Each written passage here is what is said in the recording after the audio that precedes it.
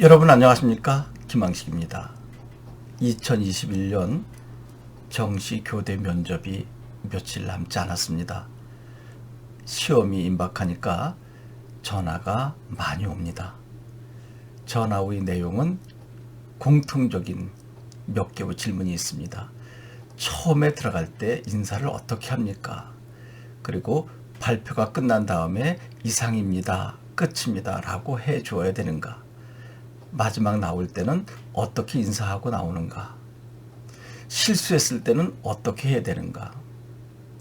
그리고 제가 중간에 특별활동이나 동아리 활동 등을 물어보게 되었을 때 어떻게 답변하는가 라고 했을 때 내가 동아리를 만들어서 주도적으로 했는데 이것을 어떻게 했으면 좋겠습니까? 라고 하는 부분, 그리고 학생을 변화시켜 주었다라고 하는데 이것을 다르게 표현한다면 어떻게 했으면 좋은가 라고 하는 것들, 대체로 이러한 질문들이었습니다.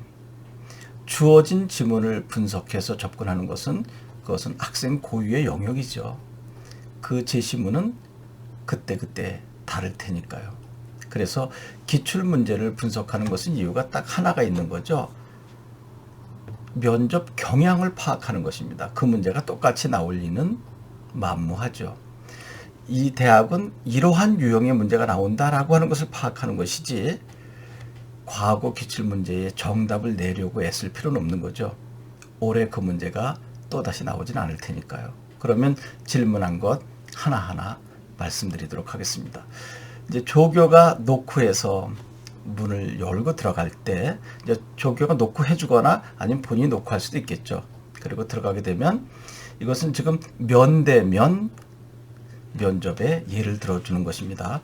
이제 상당히 많은 학교가 영상 면접 및 또 영상 업로드가 있기 때문에 그것은 전에도 여러 번 말씀드렸고 오늘도 살짝만 언급할 것이고요. 오늘은 직접 면대면 면접하는 예를 들어드리는 것입니다. 들어가서 한두 발 정도 가서 적당한 거리에서 똑바로 서서 여러분 배꼽 인사 말고요. 달걀 하나 정도 들은 정도로 해서 정중하게 목례만 하는 거죠. 안녕하십니까 라고 하지 말라고 했습니다. 모든 학생들이 안녕하십니까 라고 할 거거든요. 얼마나 식상하겠어요. 그래서 여러분은 정중하게 존경하는 마음으로 이 정도로 인사를 하는데 너무나 조금 숙여도 안 되고 너무 많이 숙여도 안 되고 또 인사하면서 이렇게 얼굴을 보는 것은 더더구나 안 되겠죠. 그리고 너무 느리게 하면 슬로우 비디오가 되니까 적당한 이 정도로 하면 될 것입니다.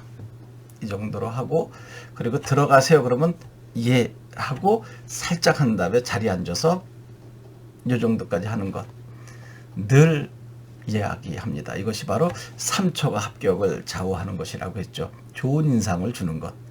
어떻게 보면 이 영상이 마지막 영상이 되었으면 좋겠습니다.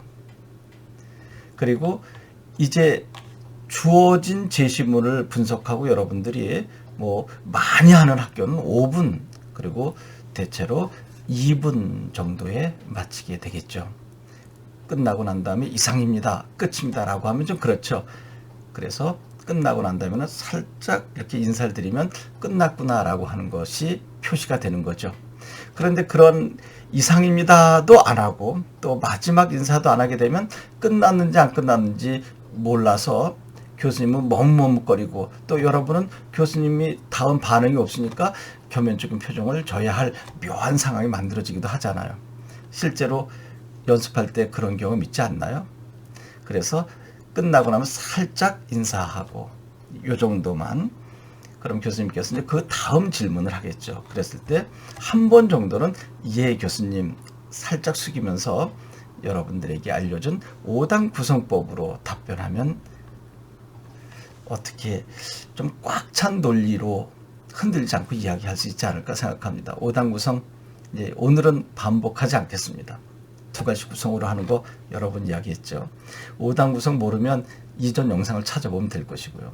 그리고 다 끝나고 난 다음에 이제 살짝 인사하고 그때 너무 정중하게 하지 말고요. 그리고 나와서 의자를 살짝 반듯하게 놓는 신용 정도 그렇게 하고 똑바로 서서 그때는 정중하게 인사하고 이제 살짝 조심스럽게 나와서 문 닫기 전에 이 정도로 인사하는 것. 그러니까 처음 들어갈 때 나올 때 똑같이 성실한 모습을 보여주는 것. 이제 이 정도면 됐죠. 그 다음에 감정 표출은 금물이다라고 했는데, 이야기하는 과정 속에서 교수님이 끊임없이 돌발 질문하거나 여러분의 생각과 다른 질문을 했을 때 여러분도 모르게 짜증 섞인 표정이 나오게 된다는 것입니다. 저 여러 번 느꼈거든요.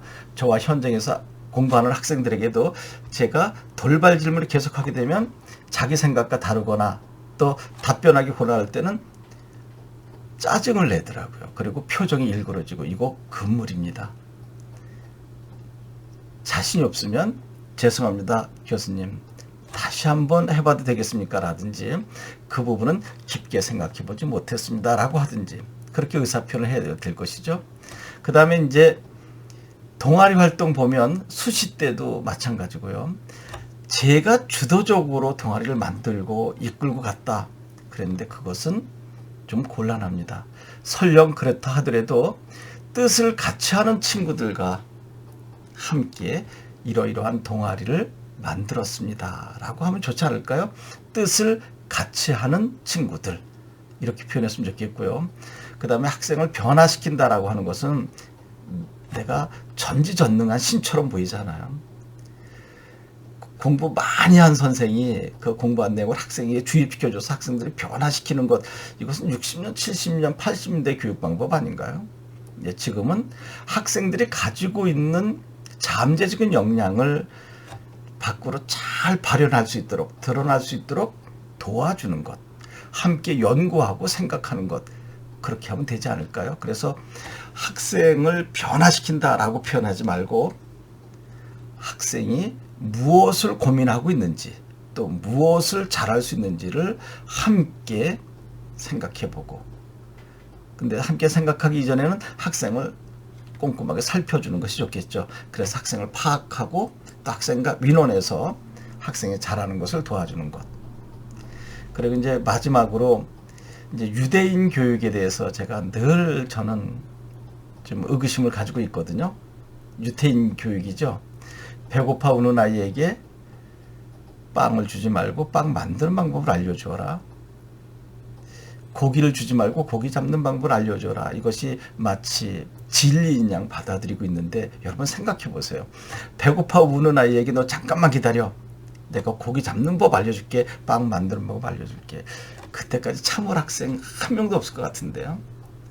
배고파 죽을 것 같은데요. 너무너무 배고픈데 참아. 그리고 그 고기 잡는 방법, 빵 만드는 방법 며칠 걸리지 않을까요? 저는 실현성이 없는 것이라고 생각합니다.